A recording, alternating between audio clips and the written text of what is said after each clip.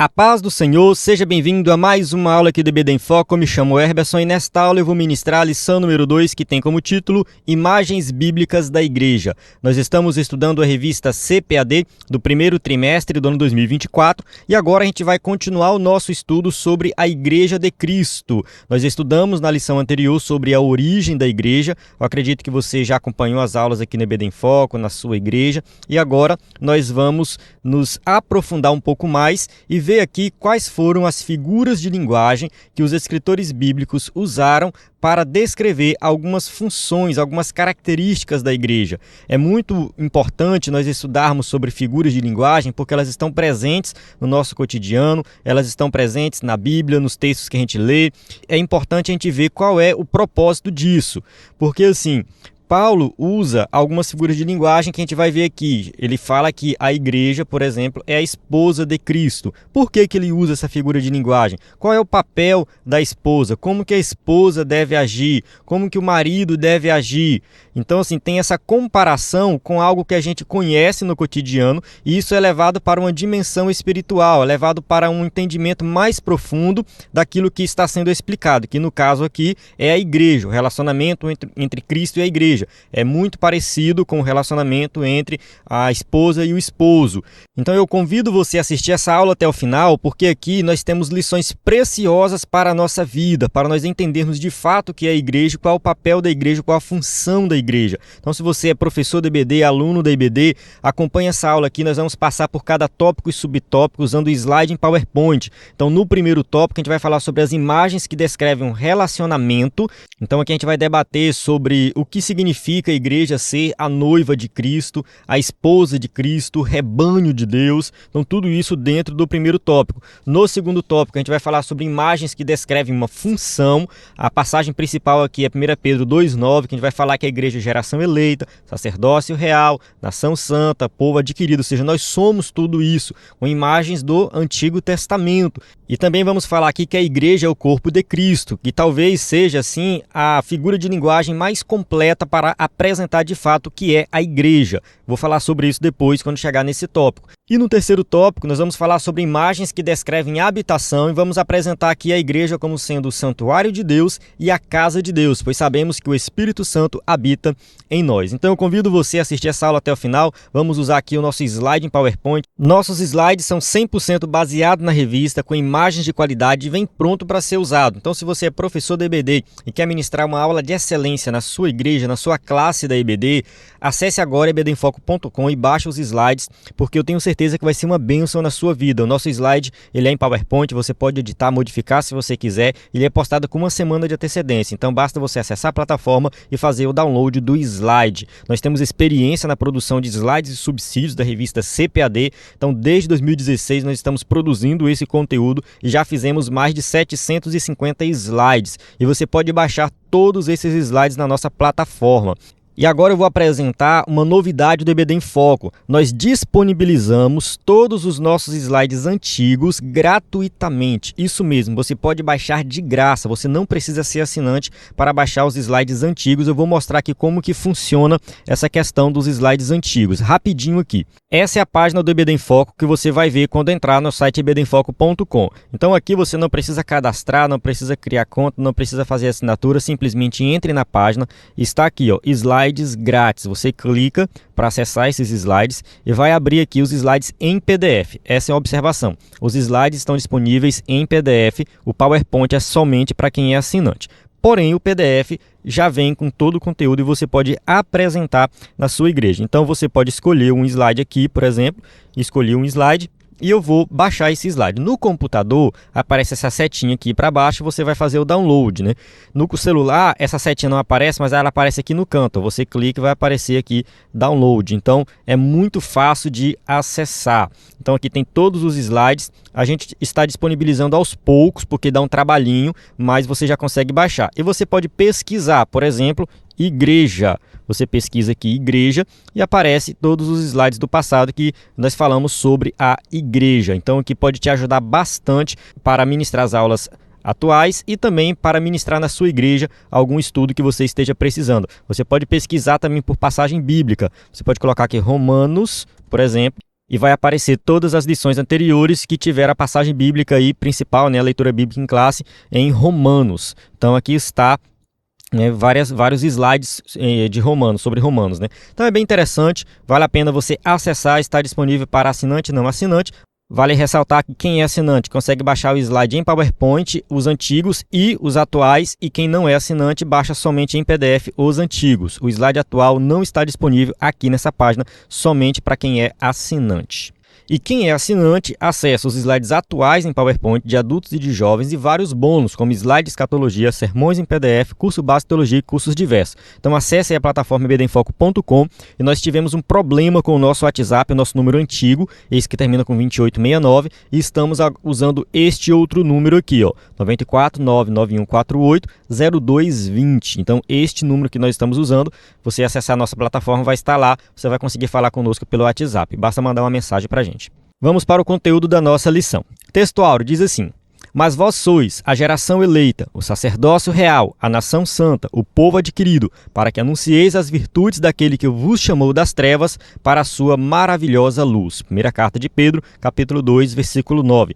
Então, esse versículo aqui a gente vai estudar no tópico 2, não vou fazer nenhum comentário dele aqui agora. Verdade prática, por meio de cada imagem que retrata a igreja, o Espírito Santo revela-nos o quão gloriosa ela é. Então a gente tem as imagens bíblicas para falar da igreja e ao estudar esse tema, o Espírito Santo vai iluminando a nossa mente e nós vamos entendendo que a igreja é algo maravilhoso, pertencer ao povo de Deus é algo extraordinário. A nossa leitura bíblica em classe se encontra em Efésios 5, de 25 a 32 e 1 Pedro 2, 9 e 10. Então, assim, eu não vou explicar aqui essa leitura bíblica em classe agora e nem vou fazer a leitura, porque durante a aula a gente volta nela e vai explicar. Isso aqui faz parte da lição e é muito importante você fazer essa leitura em casa. E não somente dessa passagem, mas das passagens citadas dentro da lição. Então, vamos avançar aqui para ganhar tempo no vídeo. Introdução. A Igreja de Cristo é retratada por uma série de imagens por meio das páginas do Novo Testamento. Cada uma delas revela um determinado aspecto da Igreja de Jesus Cristo. As imagens bíblicas elas servem para ilustrar um ensinamento que tem algo mais profundo ali. Então, a gente tem o uso das figuras de linguagem de Gênesis a Apocalipse. E o fato de ser usado uma linguagem figurada, a verdade ali é uma verdade literal. É importante a gente ver isso. Então, a gente vê Jesus contando as parábolas, que são figuras de linguagem que envolvem uma história inteira, mas ali tem uma verdade literal, algo que tem que ser aplicado na nossa vida. E trazendo agora para o contexto da igreja, quando Paulo diz que a igreja é o corpo de Cristo, ele está usando o quê? Uma figura de linguagem. A igreja, de fato, não é um corpo, literalmente. No entanto, sabemos que o corpo tem algumas funções, algumas características, e Paulo quer fazer essa comparação, né, da igreja com o corpo de Cristo, e aí a gente vai tirando ensinamentos a partir dali. Então, é muito importante nós vermos que a linguagem é figurada, mas o ensino é literal. E existem vários tipos de figura de linguagem e a gente não vai entrar aqui em detalhes dessas figuras como se fosse uma aula de hermenêutica. Acho que o objetivo aqui não é esse, talvez eu faça isso no vídeo de destaque. No vídeo de destaque eu vou começar a falar um pouco mais o que é uma metáfora, o que é um símile. Enfim, são figuras de linguagem que são usadas dentro desse contexto e a gente consegue se aprofundar um pouco mais. Então aqui eu vou focar no ensino, na passagem bíblica e trazer os ensinamentos práticos para a nossa vida. Assim podemos contemplar imagens ou figuras que retratam relacionamento, que descrevem a função ou que mostram de que forma a igreja é a habitação de Deus. Aqui o escritor da revista coloca os 3 tópicos que nós vamos estudar nesse parágrafo, só para resumir rapidinho, e eu vou fazer uma pequena observação do primeiro tópico, porque no primeiro tópico a gente vai falar sobre imagens, né, e figuras que retratam relacionamento. Paulo poderia muito bem dizer assim, olha, vocês são a igreja, então vocês têm que ter pureza, vocês têm que se comportar, ter um bom comportamento como cristão e tudo mais, ou seja, dá todo um ensinamento ali, né, falando de como que os crentes devem se comportar, mas ele fala assim, olha, a igreja é a noiva de Cristo. Então, quando ele usa a figura noiva de Cristo, já vem na mente das pessoas como que eles devem se comportar. Então, a figura da noiva, quando Paulo coloca no seu ensino, traz para o povo um significado muito profundo e todo mundo compreende o que ele está querendo dizer. Então, o objetivo aqui dessa aula é justamente nós nos aprofundarmos no significado de cada uma dessas imagens. Por isso, nesta lição, estudaremos as principais imagens bíblicas a respeito da Igreja de Cristo que comunicam o relacionamento, a função e a habitação dessa instituição criada por Deus. Tópico 1. Imagens que descrevem um relacionamento. 1.1. A noiva de Cristo. Sem dúvida alguma, a imagem da igreja como a noiva de Cristo é uma das mais belas das Escrituras. Então aqui o escritor da revista já começa exaltando essa imagem, né? O que é de fato ser a noiva de Cristo. Na verdade, a Bíblia usa tanto a figura da noiva como a da esposa para representar a igreja. Nós temos duas figuras de linguagens que estão dentro do mesmo contexto, né, a questão da noiva e da esposa, para representar a igreja. E aqui eu quero fazer uma pequena observação. A gente não tem que pegar uma figura de linguagem e usar ela como se ela fosse assim superior às outras e criar toda uma teologia em cima daquela figura de linguagem. Eu vejo muita gente dizendo que a igreja é noiva hoje e só vai se tornar esposa quando for arrebatada lá nas bodas do Cordeiro. Então lá que ela vai se tornar esposa. Por enquanto a igreja só é noiva de Cristo. Não é assim que funciona a figura de linguagem. As figuras elas são usadas na Bíblia para ilustrar um ensinamento em um contexto específico. Então tem um contexto que os escritores bíblicos acharam interessante, no caso Paulo aqui achou interessante usar a figura da noiva. Mas tem um outro contexto que Paulo achou interessante usar a figura da esposa. E ponto, não tem necessidade de nós ficarmos criando uma teologia em cima disso. Não, cada contexto é algo específico. Em um momento específico, a figura da noiva foi mais interessante para ilustrar um ensinamento. Em um outro, a figura da esposa. Em um outro, o corpo. Em um outro, o rebanho. E assim sucessivamente. Então vamos evitar essa ideia, né, de ficar carregando o significado de uma figura de linguagem para outros textos que não tem nada a ver com o texto original que ela foi usada. Primeiramente, a igreja é descrita como uma virgem pura, 2 Coríntios 11, 2. Porque estou zeloso de vós com zelo de Deus, porque vos tenho preparado para vos apresentar como uma virgem para um marido, a saber, a Cristo, 2 Coríntios 11, 2. Então está bem claro que a igreja é apresentada como uma virgem pura, ou seja, uma noiva. Então aqui já começa a ser usada a figura da noiva. Convém destacar que a palavra grega paternos, traduzida em 2 Coríntios 11, 2 como virgem pura, é usada em relação a uma donzela que ainda não contraiu núpcias. Então o original aqui deixa bem claro que é uma mulher, né, uma jovem, que vai ser apresentada ali ao seu noivo, ao seu marido, né, futuro marido, e ela não se deitou com ele ainda, não contraiu núpcias. É uma figura da igreja como noiva, trazendo uma ideia de castidade, pureza e fidelidade. Então vamos lá. Porque estou zeloso de vós com zelo de Deus, porque vos tenho preparado. Então Paulo tem um zelo pelo povo de Deus. Ele está escrevendo aquela igreja e ele está mostrando que ele tem um zelo. E ele tem preparado eles, ou seja, aqueles crentes, para apresentar-se diante de Deus como uma virgem. Então como que uma virgem se apresenta para o seu noivo? Então aqui a ideia é castidade, pureza, fidelidade. O que isso significa para o povo de Deus? O que isso significa para nós? Nós que pertencemos à igreja. O que Cristo espera de nós como igreja diante dessa figura de linguagem aqui? Fidelidade, sabe? Separação do mundo. Pureza, porque tem a ver com contaminação do pecado. A igreja não pode viver na prática do pecado. A igreja não pode concordar com o mundo. A igreja tem que ser pura, tem que ser limpa. Então a ideia é essa, a ideia de pureza, de viver longe do pecado. 1.2. A esposa de Cristo. Paulo retrata também de forma vívida a imagem da igreja como esposa. Efésios 5, 25 e 26. Vós, maridos, amai vossa mulher, como também Cristo amou a igreja, e a si mesmo se entregou por ela, para santificar, purificando-a com a lavagem da água pela palavra.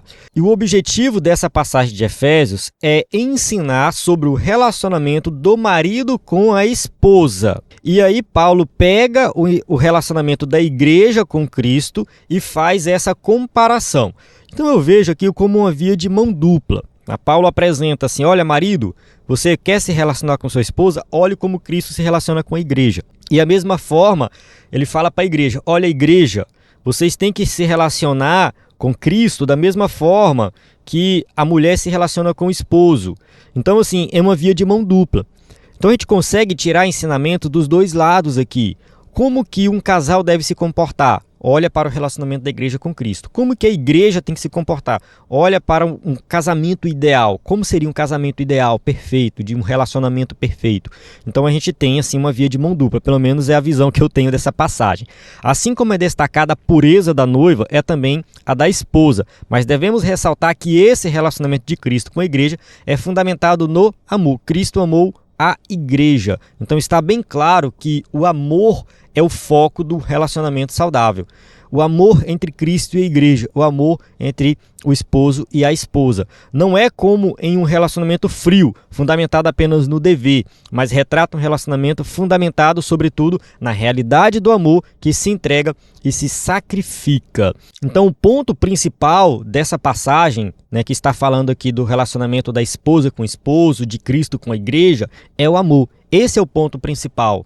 E o amor dentro do contexto bíblico não é simplesmente um sentimento de paixão, algo intenso, isso ou aquilo. Não, o amor dentro do contexto bíblico é algo que exige entrega, sacrifício, abrir mão de várias coisas. Então isso sim é relacionamento verdadeiro, é relacionamento amoroso. Cristo cuida da igreja e zela por ela porque a ama. Essa imagem de relacionamento amoroso entre Cristo e a sua igreja deve ser o parâmetro para o relacionamento de todos os casais cristãos. Então, como eu falei, uma via de mão dupla. Aqui a gente aprende como os casais cristãos devem se comportar e aprende também como a igreja deve se comportar diante de um relacionamento com Cristo. Tudo isso fundamentado no amor, um amor sacrificial, um amor que abre mão de muita coisa, um amor que realmente faz sacrifícios. Tópico 1.3, rebanho de Deus. Quando reuniu os presbíteros na cidade de Éfeso, o apóstolo Paulo os exortou, Atos 20, 28. Olhai, pois, por vós e por todo o rebanho sobre que o Espírito Santo vos constituiu bispos, para apacentardes a igreja de Deus, que ele resgatou em seu próprio sangue. Então aqui a gente tem o uso da palavra aí rebanho, que de acordo com o original é uma referência a um pequeno rebanho. É um rebanho pequenininho, não é algo muito grande, é algo relativamente simples. Ele está um pastor cuidando de um pequeno rebanho. No entanto, a gente tem um contraste muito grande aqui, porque esse pequeno rebanho foi comprado, foi resgatado com um preço muito, muito alto, um preço de sangue, o sangue de Cristo. Aqui a igreja é retratada como um rebanho de Deus. É uma metáfora que ilustra a relação existente entre a ovelha e o pastor. Paulo deixa bem claro que esse rebanho custou um alto preço, o sangue de Jesus Cristo. Então a gente tem aqui realmente um preço muito alto pago por um rebanho, que alguém pode olhar de fora e falar: não, isso aí é insignificante, esse rebanho não vale nada. Está ali o pastorzinho tomando conta de um pequeno rebanho, que alguém pode olhar de fora e isso aí não vale nada, mas tem um valor muito alto. Então essa comparação aqui, ela mostra o valor do povo de Deus. Ela mostra que a igreja tem valor, que a igreja ela foi comprada por um preço muito alto, e ela tem que valorizar isso também. A gente tem que olhar para o lado dos crentes. Se você pertence à igreja de Cristo, valorize o fato de você pertencer ao povo de Deus. Você pertence ao rebanho de Deus, que foi comprado por um preço muito alto. Então não importa se você está em uma igreja muito grande ou uma igreja muito pequenininha. É um grupo pequeno, mas é um grupo valoroso. Um preço muito alto foi pago por aquele grupo ali. Então ali tem uma igreja de Cristo que se reúne para adorar, para pregar o evangelho, para fazer a obra de Deus, e que foi comprado por um preço muito alto. É o rebanho. Você faz parte do rebanho de Deus. Valorize isso, porque o preço foi muito alto. O preço pago foi um preço de sangue. Tendo em mente essa imagem, o apóstolo Pedro também põe isso em evidência. 1 Pedro 5, 2 e 3.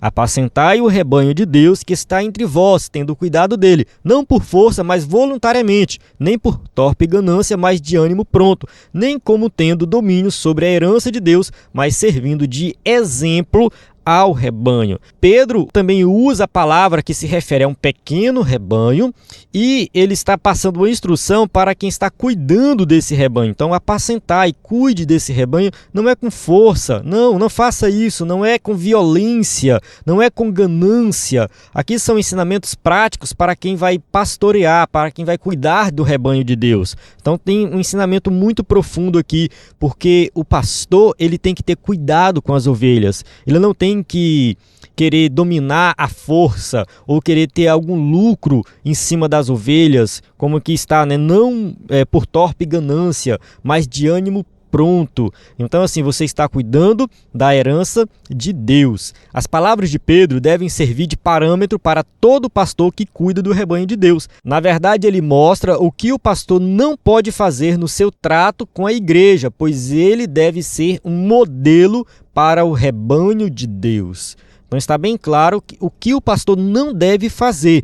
Então, olhando para isso, o pastor tem que olhar para o rebanho de Deus e falar assim, eu tenho que cuidar desse povo. É um povo pequeno, um povo simples, mas um povo que foi comprado por um preço muito alto. Então, aqui a gente vê, né, como que deve ser o comportamento do pastor. Tópico 2, imagens que descrevem função. 2.1, geração eleita, sacerdócio real, nação santa e povo adquirido. Vamos lá. Assim como havia um povo de Deus debaixo do antigo pacto, lá em Êxodo 19, 5 e 6, diz assim, agora, pois, se diligentemente ouvirdes a minha voz e guardardes o meu conserto, então sereis a minha propriedade peculiar dentre todos os povos, porque toda a terra é minha, e vós me sereis reino sacerdotal e povo santo. Estas são as palavras que falarás aos filhos de Israel. Então, na antiga aliança, o povo de Israel era o povo escolhido, a geração eleita, o povo que se destacava entre todas as nações e todos os povos. Da mesma forma, Deus possui um povo debaixo do novo pacto. Então, 1 Pedro 2,9 diz assim, mas vós sois geração eleita, sacerdócio real, nação santa, o povo adquirido, para que anuncieis as virtudes daquele que vos chamou das trevas para a sua maravilhosa luz. Vamos estudar cada um desses adjetivos aqui que são referentes ao povo de Deus, né? Primeiro, geração eleita. A palavra grega genos, traduzida aqui como geração, também possui o sentido de raça, ou seja, um povo específico. O Novo Testamento mostra que em Cristo, tanto judeus quanto gentios fazem parte de uma só geração ou raça por causa do que eles têm em comum. Não há distinção de raça, cor, sexo ou status social. Em Cristo, todos formam a geração eleita. Então, na antiga aliança, tinha um povo específico, que veio de uma geração específica. Veio, por exemplo, de Abraão. Então, Abraão gerou Isaac, Isaac gerou Jacó, Jacó gerou seus 12 filhos. E a partir daí formou a nação de Israel.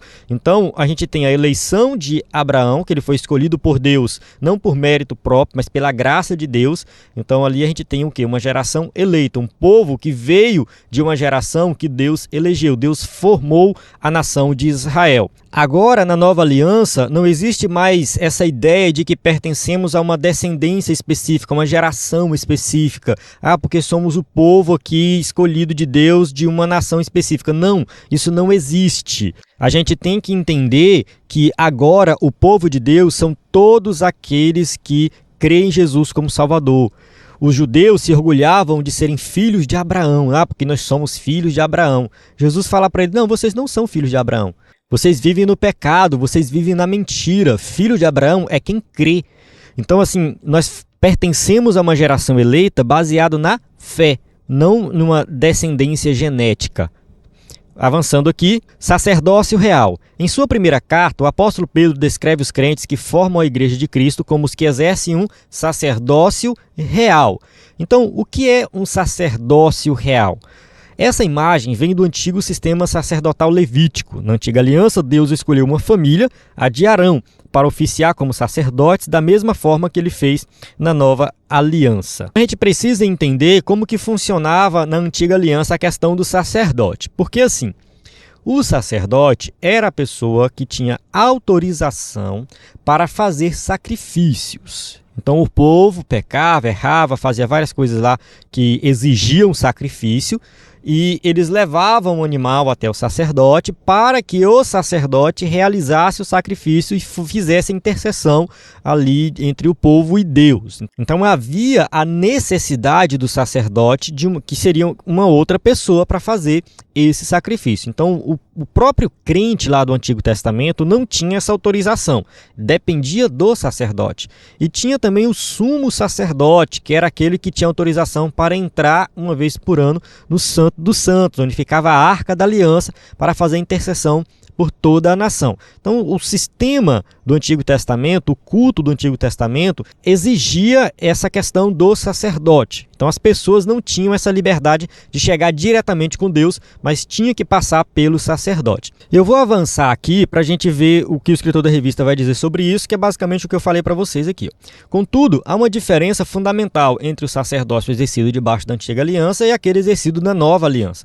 Ali, essa função era reservada apenas a uma tribo, que é a tribo de Levi. Dessa forma, a família escolhida para essa missão foi a de Arão. Então, assim, a tribo de Levi era a única tribo de Israel, ou seja, o único povo dentro da nação de Israel que tinha autorização para ser sacerdote. E a descendência de Arão eram os únicos que tinham autorização para serem sumo sacerdote. Então, o sumo sacerdote tinha que ser da linhagem de Arão, né? E o sacerdote, de maneira geral, era da tribo de Levi.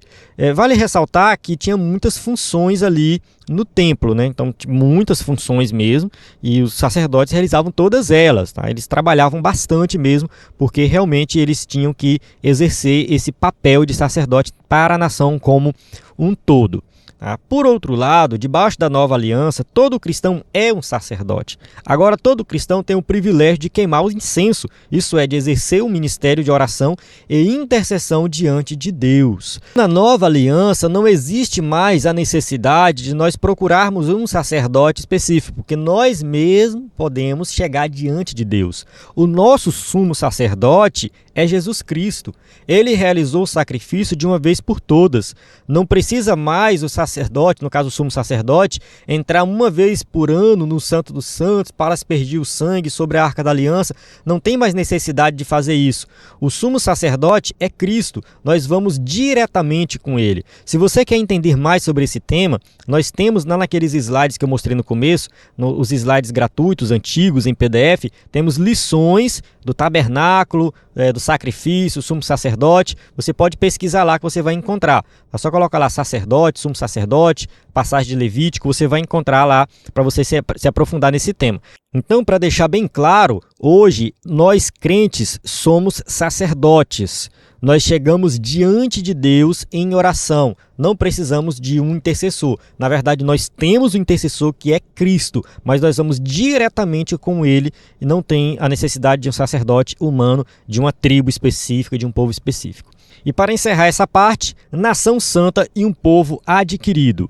Ambos os termos vêm adjetivados, mostrando o que essa nação e esse povo eram, representavam e deveriam ser. Então, assim, quem é o povo de Deus? É um povo santo, um povo adquirido, um povo comprado por um preço. Não era uma nação ou um povo qualquer, era uma nação santa e um povo adquirido para Deus. Essa é uma figura muito forte para retratar uma igreja inteiramente consagrada a Cristo. Então, assim como o povo de Israel era um povo escolhido por Deus, um povo que era para ser exemplo para as outras nações, um povo adquirido, hoje todos aqueles que estão em Cristo Jesus, que creem em Jesus como Salvador, seja judeu, seja gentio, seja quem for, pertence à Igreja de Cristo, que é um povo santo, um povo adquirido, um povo que deve ser exemplo para o mundo. O mundo deve olhar para a igreja e falar assim, ali vai um povo diferente, ali vai um povo que realmente agrada a Deus. Até mesmo quem não é crente, quem não acredita em Deus, quando olha para a igreja, deve pensar assim, se Deus existir, aquele povo de fato é o povo de Deus. Entende? Eu estou falando do ponto de vista de um ateu, tá bom? Um ponto de vista de um ateu, de alguém que não acredita em Deus. Até mesmo um ateu deveria olhar para a igreja e falar assim, se Deus existir, aquele é o povo escolhido, aquele é o povo que é diferenciado, porque eles realmente têm um comportamento diferenciado. Quando Jesus disse que nós somos o sal da terra e a luz do mundo, é justamente isso. Luz é para brilhar, brilha nas trevas, todo mundo vai ver. Então, assim, a nação de Israel era para ser esse povo lá no Antigo Testamento, mas eles não conseguiram ser por muito tempo. Em alguns pontos específicos, sim. Na revista anterior, a gente debateu bastante sobre isso, né? Falamos muito dessa questão do povo de Israel ser um povo exemplar, mas eles não conseguiram fazer isso por muito tempo. Hoje a igreja tem que fazer. A igreja é, sim, de fato, um povo santo, um povo separado do mundo. 2.2, Corpo de Cristo. Essa é uma das imagens mais fortes e frequentes no Novo Testamento para retratar a igreja. A igreja é o corpo de Cristo, mais do que uma organização. A igreja é um organismo, ou seja, a igreja ela é viva, ela evolui, ela age, ela faz. Essa imagem aqui ela é muito forte. Apresentar a igreja como corpo de Cristo, de acordo com alguns teólogos, seria a única imagem necessária. Eu discordo disso porque é necessário usar várias imagens, várias figuras de linguagem para representar algo tão profundo quanto o relacionamento de Cristo com a igreja. A gente não pode pegar uma única imagem e falar assim, essa aqui é perfeita. No entanto, essa imagem do corpo, ela é uma imagem bem completa mesmo, porque ela fala tanto do relacionamento entre os membros, como do relacionamento com Cristo e do relacionamento da igreja com o mundo. Então ela abrange todos os aspectos da igreja. Um organismo vivo, a analogia da igreja como um corpo é muito significativa. Primeiramente porque retrata a harmonia e unidade que há no corpo. Todos os membros do corpo têm que estar conectados em harmonia para que o corpo funcione bem. No corpo humano, tudo está em seu devido lugar. 1 Coríntios capítulo 12, versículo 12. Porque assim como o corpo é um e tem muitos membros, e todos os membros, sendo muitos, são um só corpo, assim é Cristo também. Então a comparação aqui do corpo humano com a igreja é muito significativa, até mesmo porque nos dias de hoje nós temos um conhecimento muito mais completo do corpo humano, do funcionamento do corpo, dos órgãos internos e tudo mais. Eu acredito que quando Paulo estava falando aqui do corpo, o que ele tinha em mente era o conhecimento da época, que era mais os órgãos externos, o olho, a boca, o nariz, a mão, os dedos, era mais nesse sentido. Trazendo para os dias de hoje, quem sabe a gente pode se aprofundar nesse sentido, né? Mostrar também alguma coisa relacionada aos órgãos internos e tudo mais.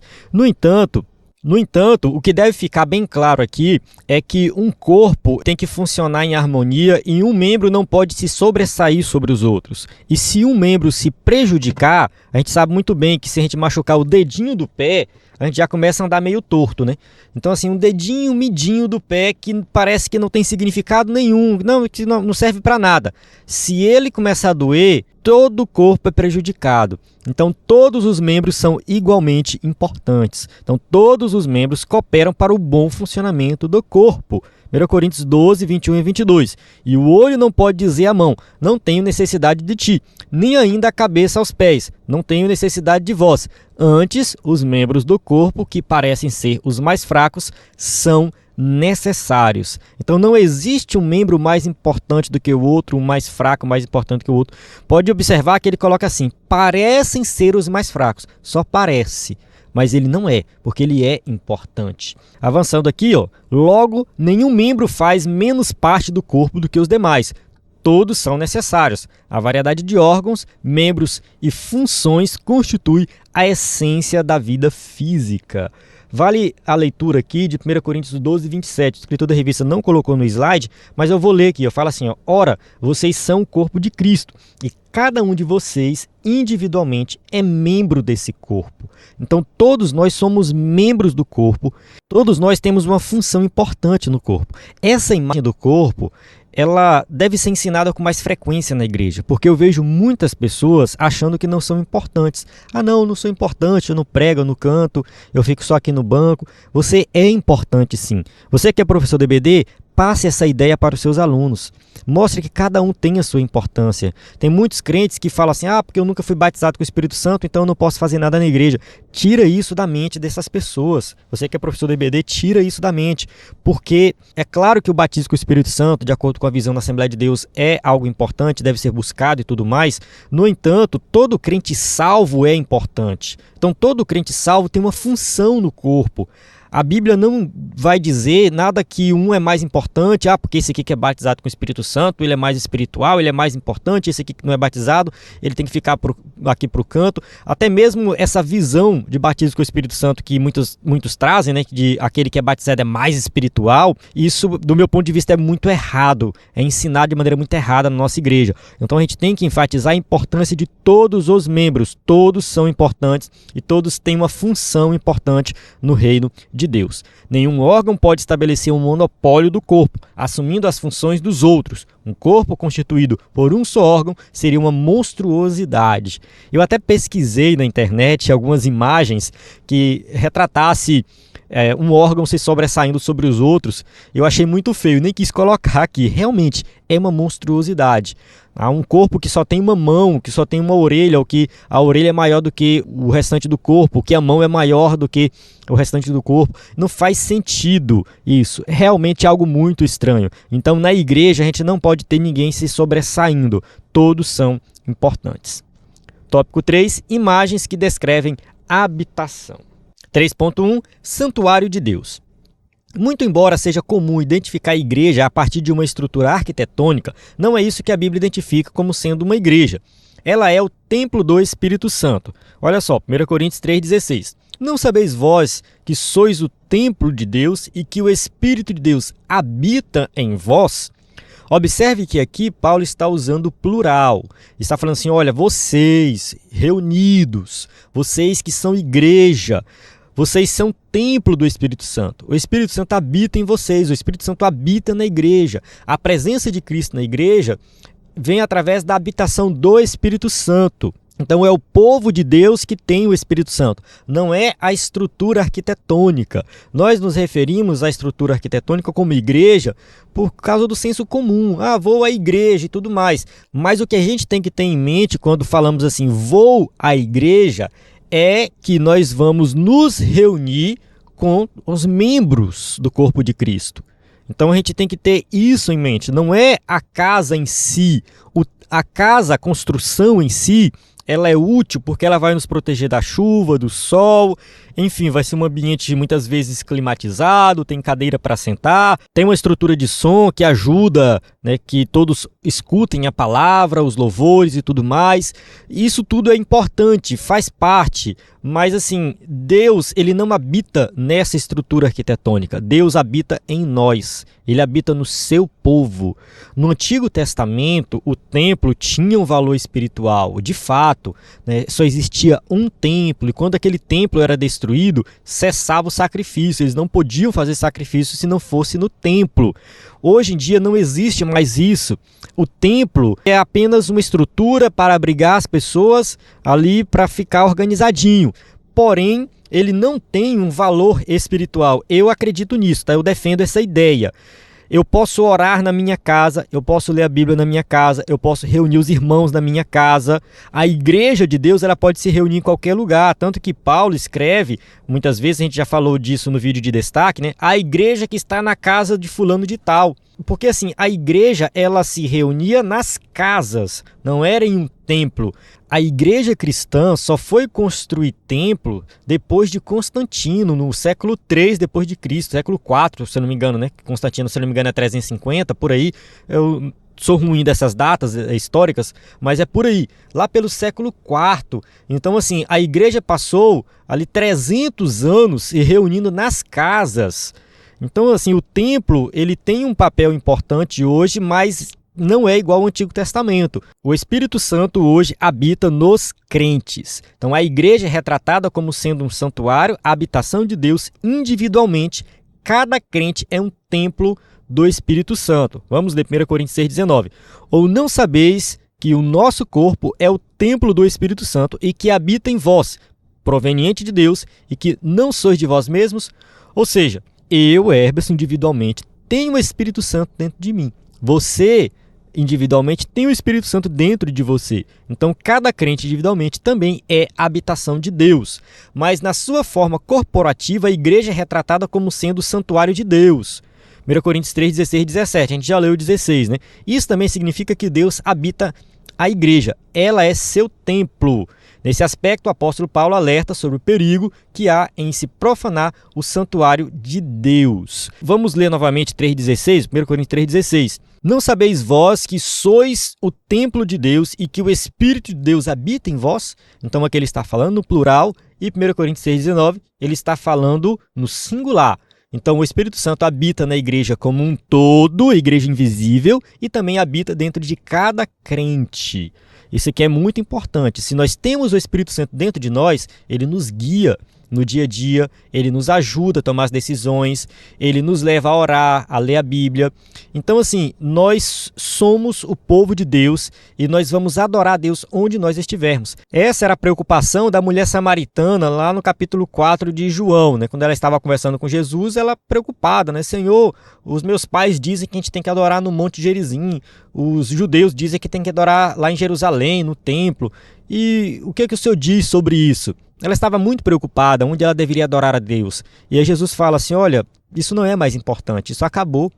O que importa é que os verdadeiros adoradores adorarão o Pai em espírito e em verdade. Não tem mais um local específico, você adora onde você estiver. Tanto que algumas denominações hoje gostam de falar celebração.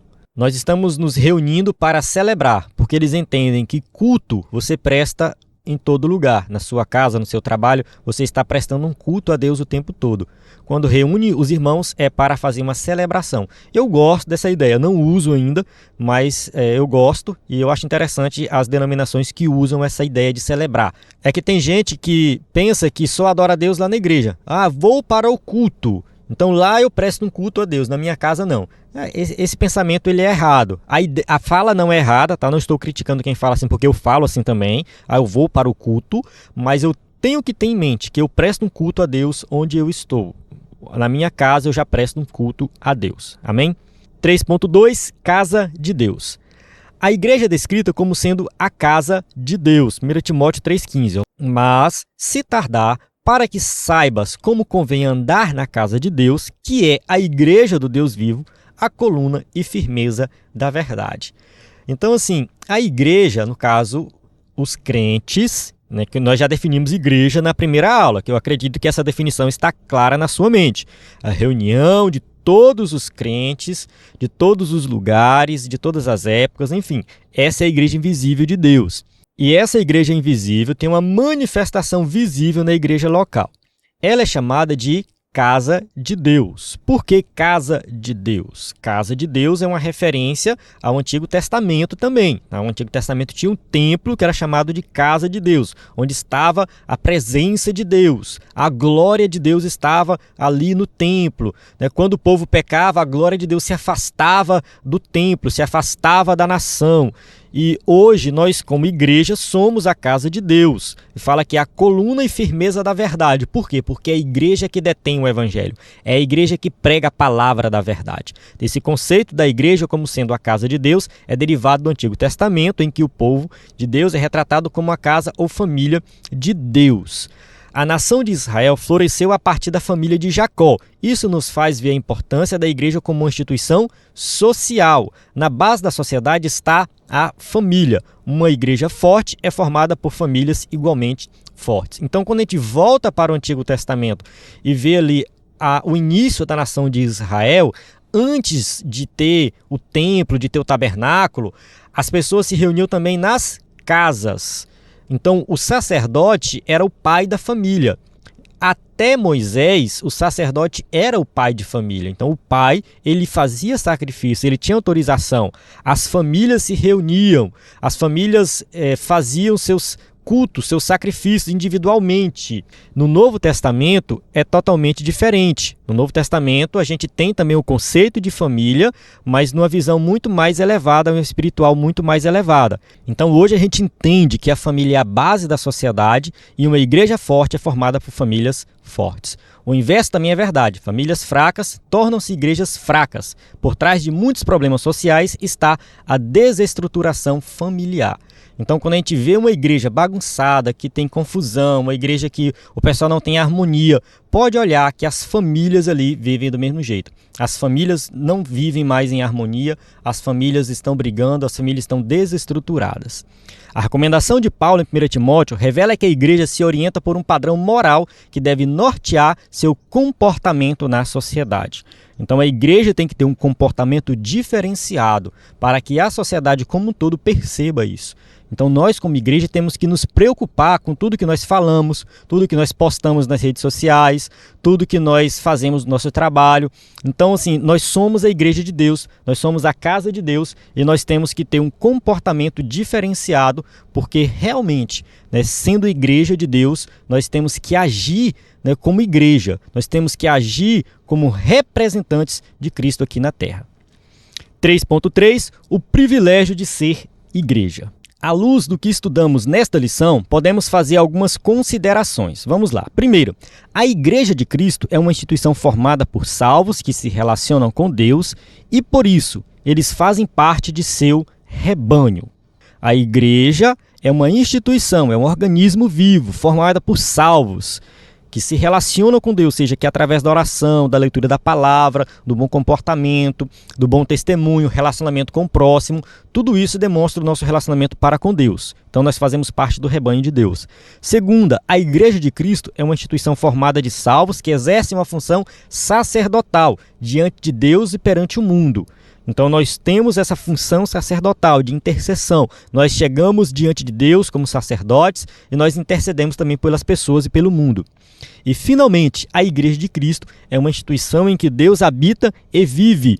É um privilégio fazer parte da Igreja de Cristo. Deus habita na igreja. Tá? Cristo está em nós, o Espírito Santo está em nós. Então nós participamos de algo extraordinário. Não é um clube de membros, não é só uma reunião de pessoas que pensam igual. Não, é muito mais do que isso. A igreja é algo espiritual, é algo extraordinário. Deus planejou a igreja, Ele executou o seu plano, inaugurou a igreja, Ele habita na igreja e um dia Ele vai levar a igreja para morar com Ele por toda a eternidade. Amém? Chegamos na conclusão da nossa aula que diz assim: nesta lição, aprendemos através de imagens bíblicas o que a igreja é e que importância ela tem. São figuras que nos ajudam a compreender a igreja tanto em seu aspecto institucional como funcional. Assim, essas imagens ajudam o crente a descobrir qual o seu lugar na igreja, o corpo de Cristo. Dessa forma, ele pode melhor cooperar para o perfeito funcionamento da igreja local. Então, aqui na conclusão, a gente precisa compreender o seguinte: que todas as imagens usadas pelos escritores bíblicos, Pedro, Paulo principalmente, a gente vai ver nos evangelhos também, todas essas imagens, elas são figuras que nos ajudam a compreender o que de fato é a igreja, qual é o papel da igreja e que nós pertencemos a esse povo. E como pertencentes a esse povo escolhido, esse povo adquirido, que são sacerdotes, nós somos o rebanho de Deus, nós participamos do corpo de Cristo. Então tudo isso nos leva a fazer a seguinte pergunta: o que eu estou fazendo aqui? Qual deve ser a minha atitude? Qual deve ser a minha atitude para com meu irmão na igreja? Qual deve ser a minha atitude para com as pessoas no mundo? Qual é o meu papel no reino de Deus diante de tudo isso? Então, assim, cada crente tem que cooperar com o reino de Deus, com o crescimento do reino de Deus, para o perfeito funcionamento da igreja local. Ou seja, todos nós temos um papel. E entendendo essas imagens, a gente consegue refletir sobre isso e colocar a mão na massa, fazer alguma coisa, sair da inércia e começar a trabalhar em prol do reino de Deus. Amém? Então chegamos aqui nas perguntas para quem vai usar o slide na igreja. Mais uma vez, reforçando aí o nosso site, ebedenfoco.com, e o nosso WhatsApp. Na descrição do vídeo você vai encontrar informações necessárias para entrar em contato conosco e acessar o nosso site.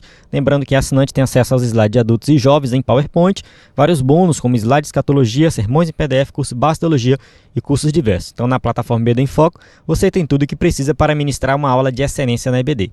A paz do Senhor, até a próxima aula.